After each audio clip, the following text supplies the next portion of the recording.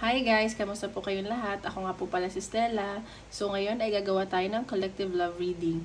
At kung bago pa lang po kayo sa channel ko, don't forget to like and subscribe para updated po kayo sa mga videos na i-upload ko, okay?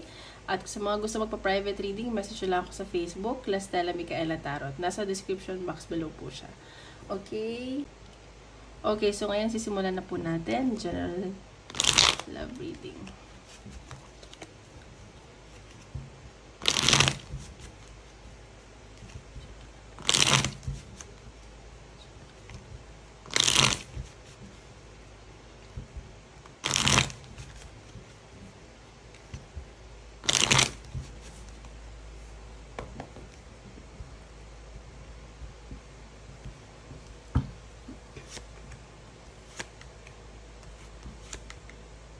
Wow!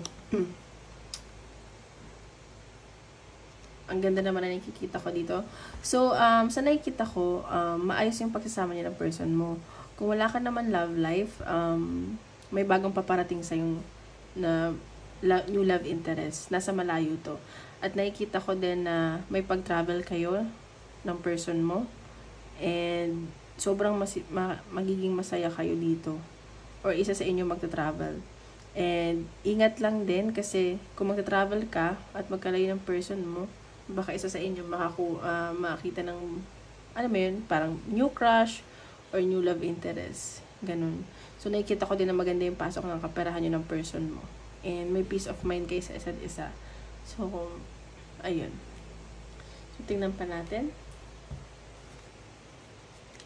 Energy ng person mo.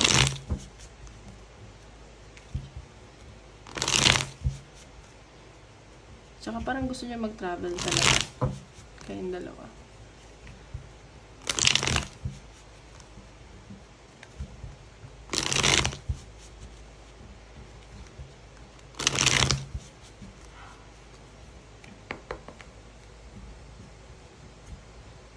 Energy ng person mo.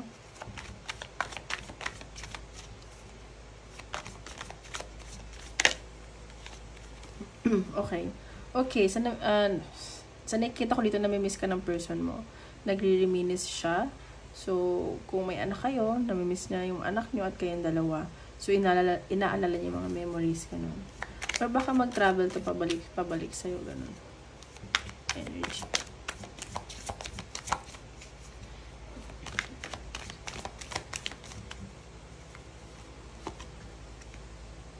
Oh my God. So, yung energy niya, gusto niya, actually, parang gusto ka na nito makatuluyan. Nakikita ka niya as mapapangasawa niya, magiging nanay ng mga anak niya, or kung kasal na kayo, or may anak kayo, parang, alam mo yun, sobrang maganda ka pa rin sa paningin niya, at parang gusto pa ulit niya ng baby, ganun. Tsaka sobrang perfect mo sa paningin ng person mo. Natin energy ng person. Sea strength. So, ikaw ang nagbibigay ng lakas ng loob sa kanya dito sa buhay. Like, parang ikaw lang yung you are his or her everything. Ganon. Parang ikaw nagbibigay sa kanya ng lakas, nagpapakatatak siya ng dahil sa'yo. Kumbaga, parang ikaw yung ano niya, yung support system. Ganon yung nafe-feel ko.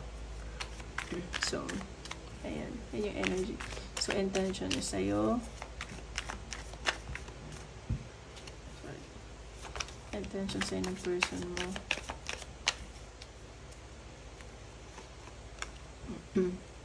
See? Ano ka nito eh, pinagdadasal ka na nito. Parang gusto niya na makuha ka. Kasi nafe-feel niya na maraming tukso sa paligid mo. Ganon. Parang gusto ka na niya i-secure. Tinampan natin. Intention sa'yo ng person.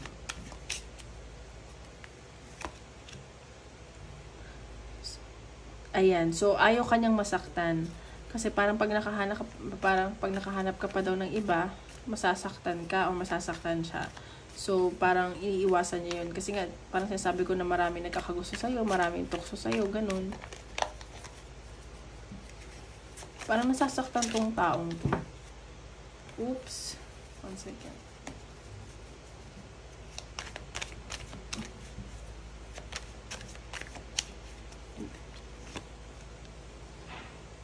Ayan. So, nakikita niya na lumalayo ka na.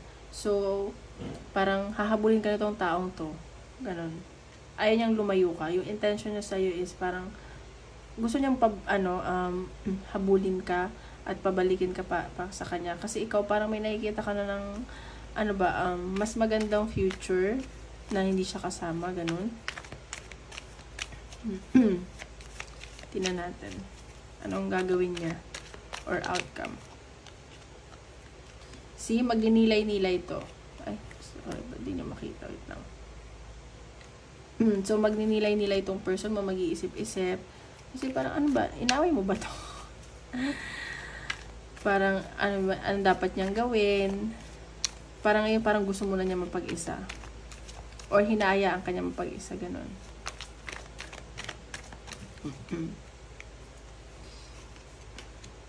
See? Sobrang hindi makatulog kakaisip sa'yo. Ganyan. Sobrang nade-depress siya. Tsaka, iniisip ka nito bago matulog. Nahihirapan tong taong to. Hanapan natin. See? Tapos parang ikaw kasi, parang dinadedma mo siya. Ganyan. Parang ikaw nagpo-focus ka sa kaperahan mo, sa career mo. Like, parang bahala ka dyan.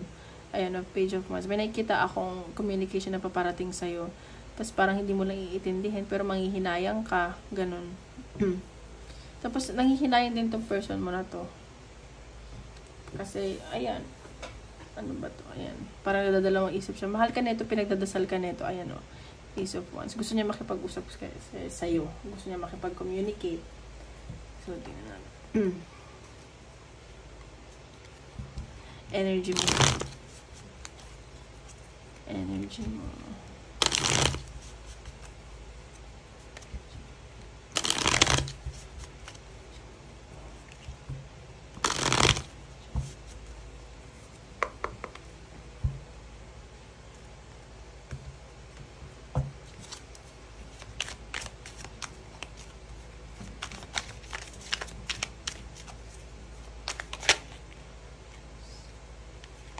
Ten of House. So, ngayon, nagpapakasaya ka. So, baka kasama mo yung family mo. So, iniisip mo din yung person mo, yung pinagsamahan nyo, yung memories ng dalawa, ganun. Tawag dito, yung mga masasayang yung pinagsamahan. Alam mo yun, parang masaya ka rin naman sa feeling niya. Ano pa natin? Energy mo sa person. Pero parang maraming nag-offer sa'yo ng love or attention, ganun. Pero yung person mo parang siya lang parang 1 in a million. See, gusto mo din ng new beginning with your person. Kaya siguro may nakikita ako ditong settlement. Baka mag-usap kayo. Parang gusto mo din siyang kausapin. Or baka ikaw yung nag-e-explore. Parang gusto mo ng new beginning sa buhay mo, ganun. Parang magkalayo siguro kayo ng person mo. Or isa sa inyo nasa abroad. Ganun. Kasi may nakikita ako ditong settlement, ganun. Energy mo. See? Parang, ikaw, parang nawawalan ka ng gana. So, parang, sabi mo, ginawa mo naman yung lahat, ganun. Pero sa ngayon, lalo na sa financially, nahihirapan ka. So, parang ayaw mo muna siyang isipin ng ganun. Siguro yung new beginning na gusto mo is yung para sa sarili mo muna, yung sa career mo, maayos mo muna. Though mahal mo yung person mo at gusto mo ng new beginning. It's either gusto mo ng new beginning sa inyo ng person mo or sa sarili mo. Kasi parang nanganganib ka financially. Parang gusto mo may magandang foundation kayo, matibay na foundation.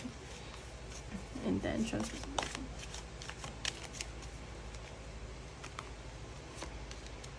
C2 of Wands, nag-iintay ka rin dito So, parang, ayun nga, sabi ko may pag-travel, baka nasa malayo to, gusto mong puntahan siya, or gusto kanyang puntahan, or baka magkikita kayong dalawa. Ganun. Nag-iintay ka dito May iniintay kang travel. See? Puro travel. So, ayan, parang pinagdadasal mo din na magkita na kayo, or makaalis ka na, ganyan, or pumunta siya sa'yo, or pumunta ka sa kanya. Kasi puro travel to yan. Baka malayo, ganun. Tingnan pa natin. Intentions.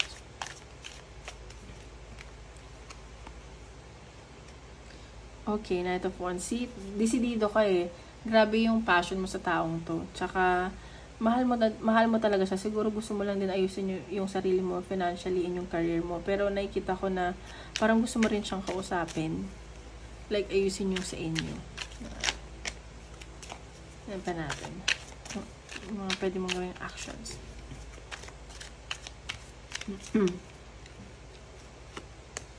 See? I see communication. Feeling ko, kakausapin mo tong taong to. May nakikita ako na travel or, pupuntahan mo siya para kausapin siya or magpaplano kayong mag-travel together, ganun. See, may celebration ako nakikita. Baka pagkita nyo, magbabanding kayong dalawa and sobrang magiging masaya kayo. Ganun. And baka magsama kayo ng friends mo or kayong tatlo. Baka magsama kayo ng friends mo or kasama mo yung person mo. Basta may nakikita akong celebration dito. Magiging masaya kayong dalawa ng person mo. 6-7-1. So, mag-ingat ka lang kasi maraming tukso. And siguro pag-uusapan nyo na kahit anong tukso ang lumapit sa inyo is magiging matatag pa rin kayo. And sobrang ganda nung nakikita ko kasi parang may hope sa sa relationship nyo. Maging patient lang kayo, magbigayan kayo, maging generous kayo sa isa't isa, tsaka pagtrabahuhin yung mabuti, ganun. So, tingnan natin ang possible na outcome, okay? Possible na outcome. Possible na outcome.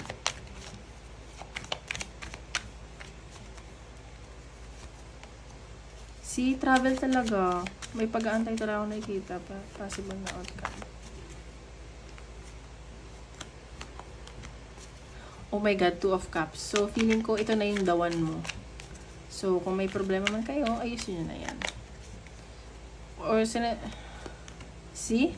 May celebration. So, feeling ko magkikita kayo, may travel ako, tapos magiging masaya kayo. Alam mo yun, parang babalik yung pagmamahalan nyo, yung passionate nyo sa isa't isa. So, sa sinabi ko kanina na baka may bagong paparating sa'yo. Baka ito yung person mo, handa siyang magbago para sa'yo. Ganun. Yan. So, tingnan natin ang mensahe sa'yo ng person mo. Mga hidden niya na hindi niya sinasabi sa'yo.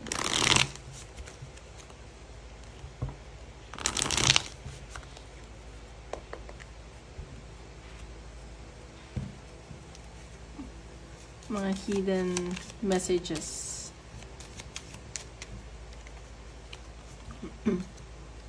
You don't know how hard it was to let you go. See, ayaw kanya pakawalan kasi may hihirapan siya. Tsaka sabi ko sa'yo, di ba, hindi ito makatulog. Nag-away kayo siguro. Mahal ka nito. Oh, see, I hope that you can forgive me one day. So, kung ano man daw yung nagawa niya, sana patawarin mo siya someday. Alam mo, yung patawarin mo na kasi siya. See? Ang dami nagpapaalala sa'yo sa kanya. So, tingnan pa natin. Advice.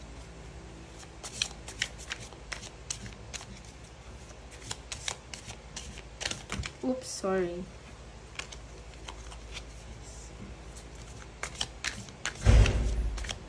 Advice.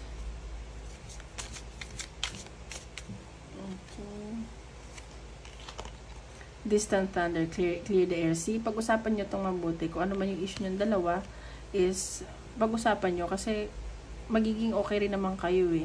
So, sa ngayon, kung meron kayong space or may binabala kayo, pag-usapan nyo. Narrow pathway, tread thoughtfully. So, pag-isipan mo mabuti, mag-usap kayo ng masinsinan kasi yun yung pinapakita dito na advice.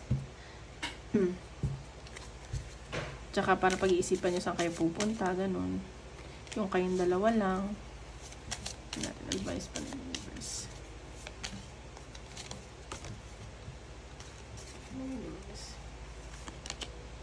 Forgive someone. See, patawarin mo na daw kasi siya.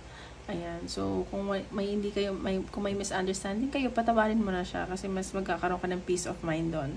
So, breathe in bliss and exhale bullshit. So, alam mo yun, take off the negativities in life kasi hindi yun magandang energy. Kung ano yung iniisip mo, sabi ko nga sa mga previous reading, yun yung i-attract mo. So, let's just be positive. Kung may mangyari man na negative sa buhay natin, always look at the brighter side of life kasi hindi naman lagi masaya, di ba? So, talagang susubukin at susubukin tayo. Pero, ayun, maging positive lang tayo. Tingnan pa natin. Ito, bonus to sa career. Kasi yung iba dyan, nagtatanong ko sa career. So, tingnan natin. Ano pa parating sa career ng collective?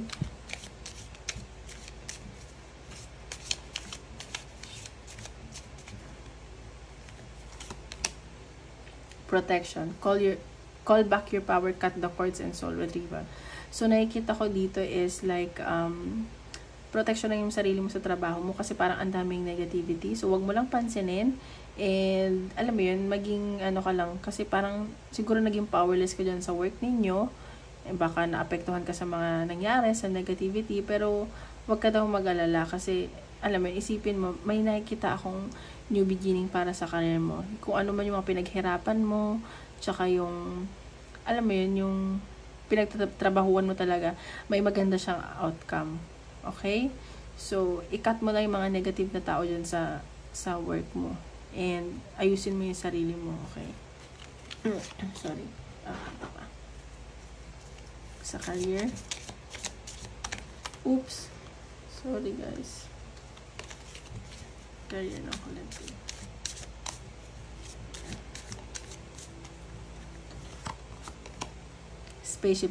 Spaceship, don't be afraid to sing. See, sa career mo, huwag ka matakot na i-voice out kung ano man yung mga suggestion mo siguro sa work or alam mo yun, like, huwag ka matatakot sa mga ka-work mo or sa manager mo kasi papakinggan ka naman nila Like, may sense naman yung mga sasabihin mo. And, ayan, library, take control of your own narrative. So, ano lang, mag-ingat ka lang sa mga sasabihin mo para hindi nila i-take it negatively. Yun yung nakikita ko. So, ayun. And tingnan pa natin. Isip ka ng question. Tingnan natin kung ano sasagot ng universe. Okay? Isip ka ng question. Tingnan natin ang sagot ng universe.